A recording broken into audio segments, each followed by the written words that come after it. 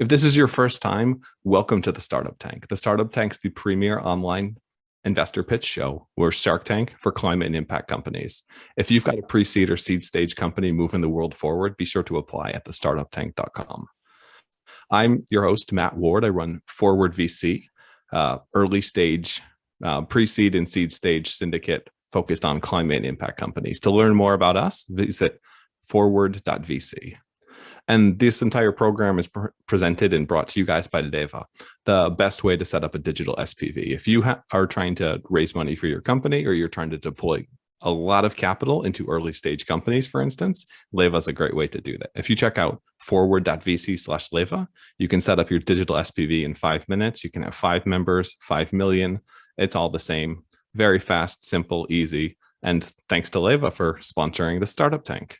But now I think it's time for us to jump into it, because we've run a little behind as usual, but we've got an incredible panel lined up for you guys today.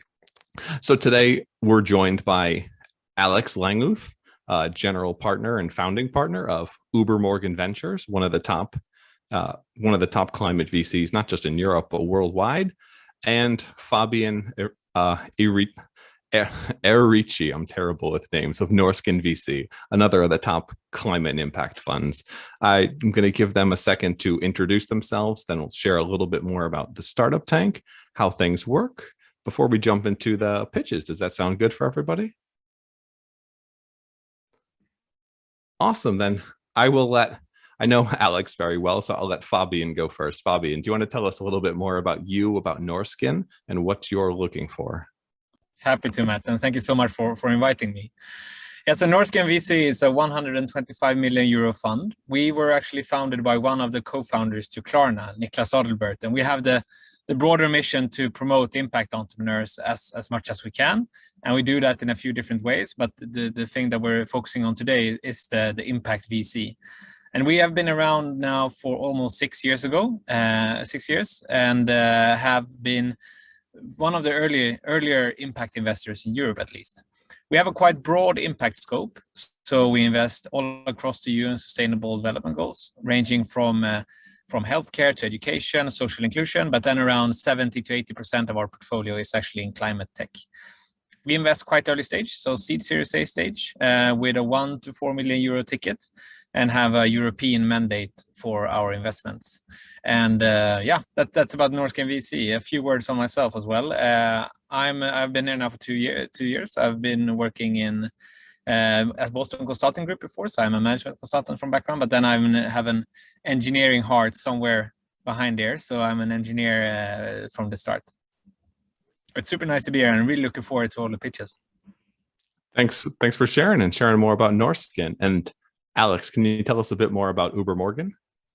Sure. Hey, everybody. My name is Alex. I'm a founding partner at Uber Morgan Ventures. I have been working in climate tech and energy tech for the past about 10 years. I also was in consulting before, but at McKinsey. Have started investing 4 years ago, and we started with Uber Morgan about 3 years ago. We invest in early stage climate tech startups, meaning pre-seed, seed, all across Europe. We focus on energy, transportation, food and ag, industrial resource efficiency, and carbon capture. So far, we've made about 18 investments that I should know.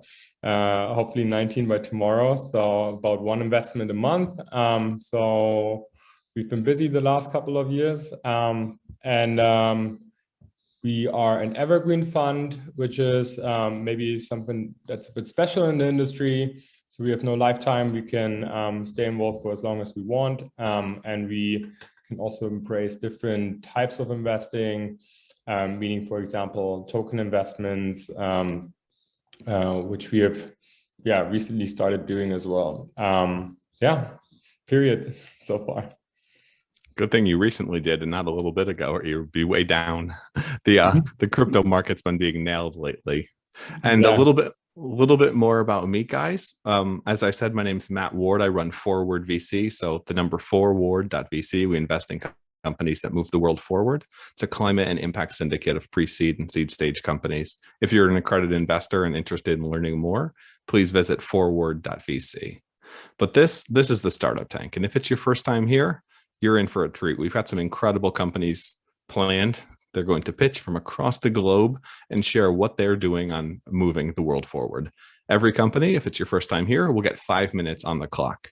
And we're pretty brutal with that. We'll have timers going, cut you off mid-sentence if we have to.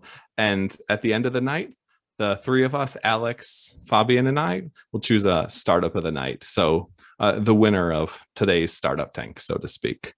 There's no cash prize, unfortunately, at the end of this, other than the investors here and the ones tuning in from around the world. So it's now time for you guys to take it away and blow away investors. Is everybody ready? Hi, everybody. Thanks for having me. My name is Marina. I'm coming from Germany, and I'm the CEO and founder of Leroma. It's a B2B platform for food ingredients. I have been working in the food processing industry for the last 10 years, and I would like to tell you a story, a case from my client.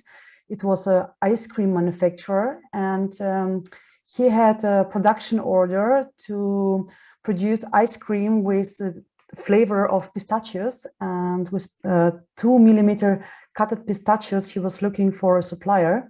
He found on the market 4 millimeter cutted pistachios or 8 millimeter, but not the 2 millimeter ones. And after 2 months of sourcing, he lost his production order. And while not only using the pistachios, he couldn't use other ingredients like milk powder and flavor and functional ingredients for his big production order.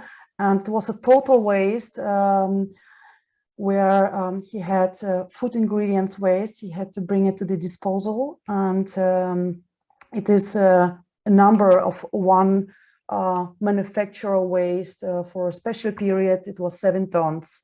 But the problem is much bigger. So we have worldwide 1.6 billion tons of food waste every year, and the number is rising. And therefore, I had to build Leroma by providing my customers with a procurement tool, with a search engine for food ingredients. And the second part of our platform is a surplus exchange for reducing food waste by giving food ingredients and primary products further, not only within the food processing industry. So we give products like coffee, which is not food grade anymore. We give it to the cosmetic industry. So we try to do the waste upcycling. Our USP is a search engine and the marketplace for surpluses. And this is one database. And the USP is that food technologies and the buyer of a food production company can filter by specialist criteria, like if a product is thermostable, natural, or water soluble. And our business model is that we have subscription models for our SaaS procurement tool, and commission of, like eBay, when we have a successful selling of products and surpluses. And of course, in the future, the data, because we will know first what kind of ingredients are short in supply, what kind of ingredients are being sourced, and how many and what kind of ingredients in what regions are being wasted. The market for the digital procurement is very attractive, and we are planning in the next 3 years with an ARR about 15 million euros for Leroma. And the food waste upcycle, it's a very interesting topic, especially when we go to the neighboring industries and connect with cosmetic, pharmaceutical, cleaning industry, and also construction business. You cannot imagine, just a few weeks ago, we transferred soya textura to the construction business, and they made out of walls, they made out of soya and soya products walls being used in the in houses, and this is amazing. And the market of side streams and upcycling topics is unpredictable for today. So for today, we are a very young startup based in Düsseldorf, but we have already almost 700 customers trusting us, buying ingredients and selling and buying surpluses because we have a commodity shortage. And we have,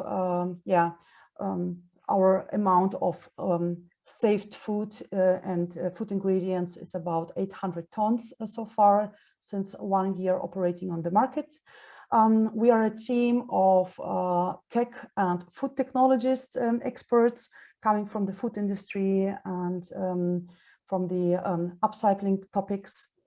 And we are raising currently our seed round. It's our first investment. And of course, also, I would love to have connections with partners and stakeholders. And time is up. Thank you. And thank you as well, Marina, for sharing everything about what you guys are doing at Leroma. Let me bring back our investors, Fabian and Alex, and I will let them take the first question since they are our esteemed panel, and I will add my questions afterward. Great. Perfect. Thank you so much, Marina. Super interesting. Maybe my first question is on, because given that it's typically quite low value but the high volume goods that you are handling, it seems like, how do you think about the logistics and like sorting? Will the marketplace be more local in different regions, or do you actually see that people source long distances? Yeah, so thank you. It's a good question. So first of all, we are in since many years in a globalization when it comes to food ingredients. Well, like in Germany, we buy pepper, which is being grown in India. And we have the marketplace is being there for handling the get together, the matchmaking and finding each other, especially on the side of food producers, because their daily business is to buy ingredients and to produce food and to sell the food. And when they have leftover, like in the warehouse, like 10 tons, 50 tons or 100 tons, and they're like, okay, it's like 2% margin of our part, and they throw it away because it's not the daily business to sell ingredients. And this is a main problem we are trying to tackle. With the transportation, the great idea is, especially now in the shortage of ingredients, through our platform you can find ingredients which you don't need to import from China, for example, because it's too far away. We have like problems with containers. We have production time increased from 4 weeks up to 5 months right now, and it's a big problem for all European producers. So the idea is to see locally and more in the regional part where there is a supplier or maybe a surplus which I can buy quickly and don't wait for the production time, and save, of course, on the transport and the time. Cool. And on a marketplace, there's always a question on both supply and demand. Like, what has been your focus so far? Is it securing supply or accessing demand? Yeah, so we have two business models for the search engine. Of course, we will earn the money later on when we have more traffic. And for having this gap overall, we built a crawler where we crawl B2B results from supplier websites to have more products available. And we kind of focus right now very deeply on the surplus exchange, where we go to big corporates through open doors, because we help them not only to be sustainable, but save money and making sustainability profitable. So this is where we want to concentrate with Leroma for the next 2 years, while we're having the customers, helping them to sell surpluses. We help them also to buy regular products on a regular supplier relationship. Okay. And then what is the most challenging? Is it to actually find the supply or to find a buyer for the supply? Yeah, it depends on the product. So we are like now collecting all data. We are receiving about 800 monthly searches. And that means that we know already what kind of products are short in supply, are being needed on the market. And the surplus exchange, there's of course the challenge to bring the customer to that point that he has been throwing away since 30 years the products, and to say it's only a small margin, but to convince him to try our eBay and to be sustainable, and not only for selling but buying. And of course the digitalization, because it's an undigitalized area. The food industry, especially at the beginning of the value chain, is very undigitalized, and there are not a lot of market players being involved for providing also digital solution.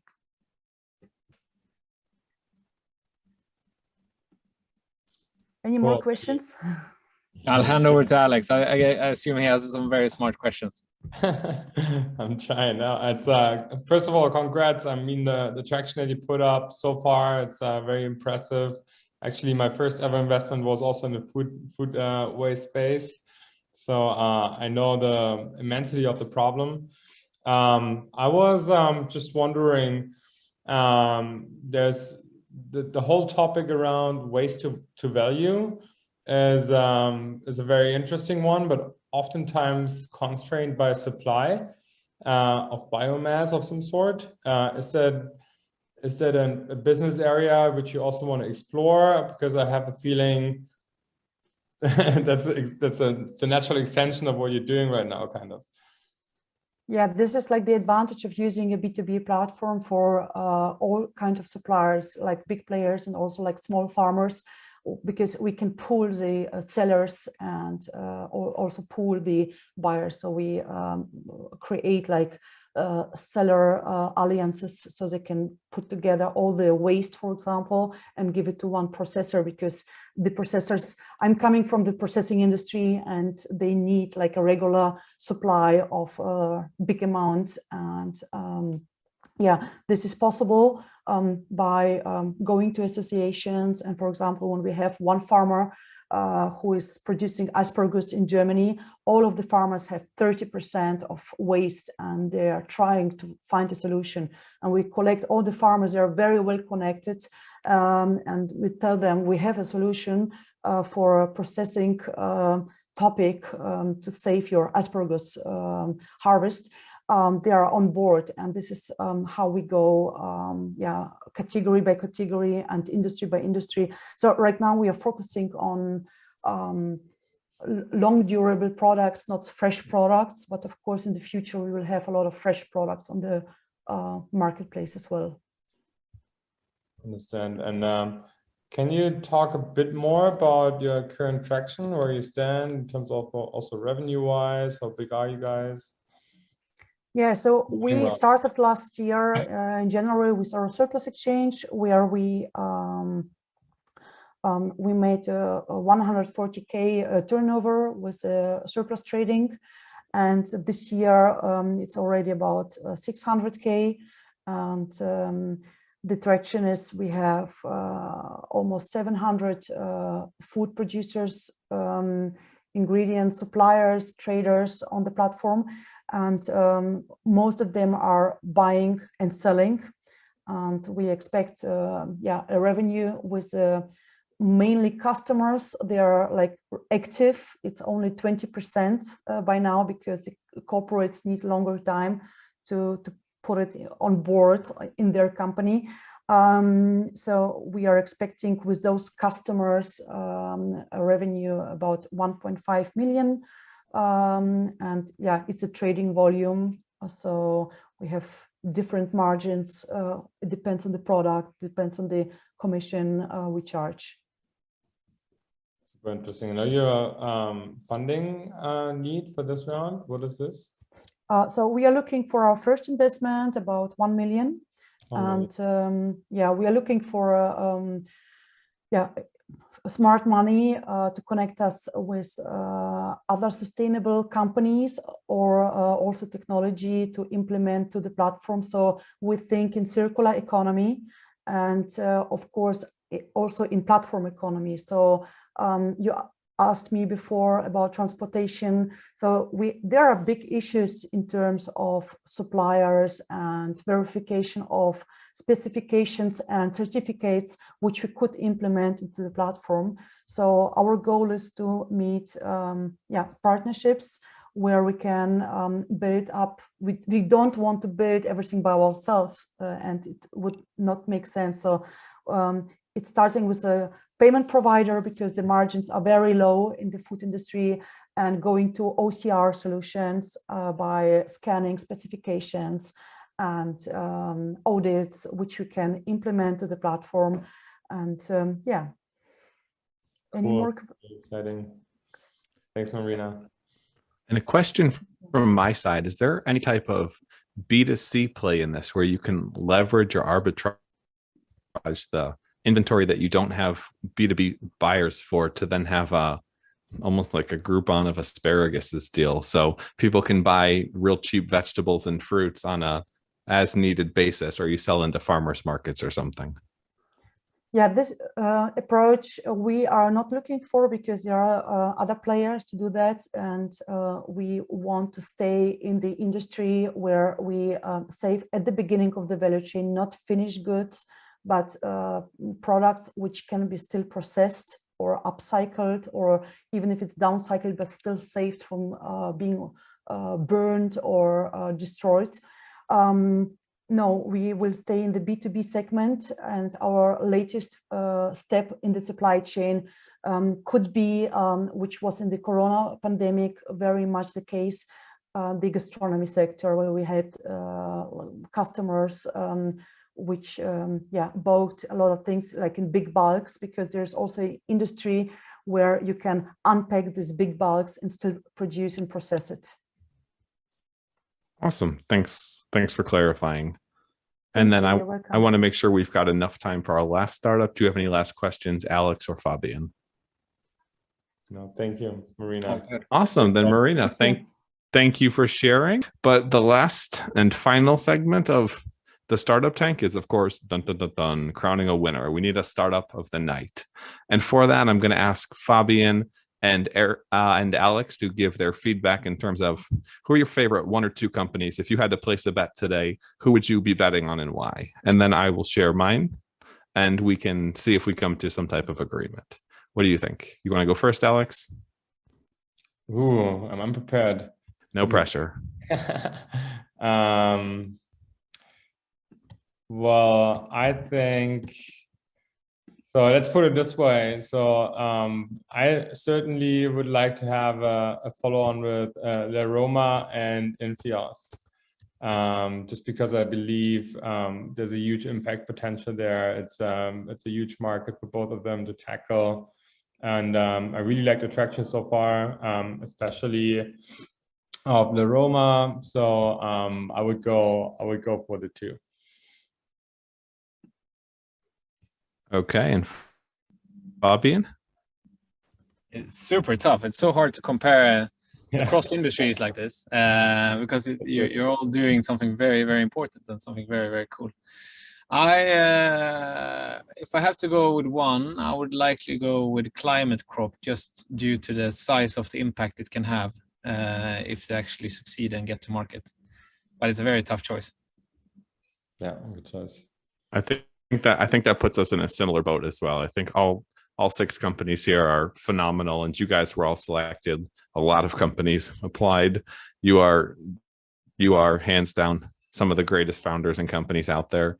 But for me, while all of these are big businesses, everyone has to eat, and everyone is getting a larger number every single day. And the amount of space that we have for growing is shrinking. The climate's changing and making growing harder. And if Yehuda and team can pull it off with Climate Crop, then we can grow faster, better yields, more sustainably. So they would probably be my number 1. And if I had to pick a number 2, then I think I would tie it in with that and go with Marina and Leroma, just because what they're doing, producing more is one thing, but if you have a ship with lots of holes in it, like a food waste, then your ship eventually sinks. So if they can tie together that food waste system so that we have less food being wasted, then that's a major pin in the coffin of climate change as well. So I would go with Climate Crop 1 and Leroma 2. So then it sounds like Climate Crop or Leroma. What would you guys say if we had to choose one startup of the night? Is there a consensus, or is it one where we're going to have a tie? Can we have a tie? Depends. We don't have any penalty kicks here, and this is remote, so they can't fight to the death. So we've got to come up with something. I vote for Leroma. I think I'm a big fan of what you guys do, but I'm going to give my vote tonight to Marina. I'll stick with my vote then. So then I guess it is a tie. Okay, and then I will I will break the tie, and I will go with Yehuda and what they're doing. Although all of you guys, incredible job presenting.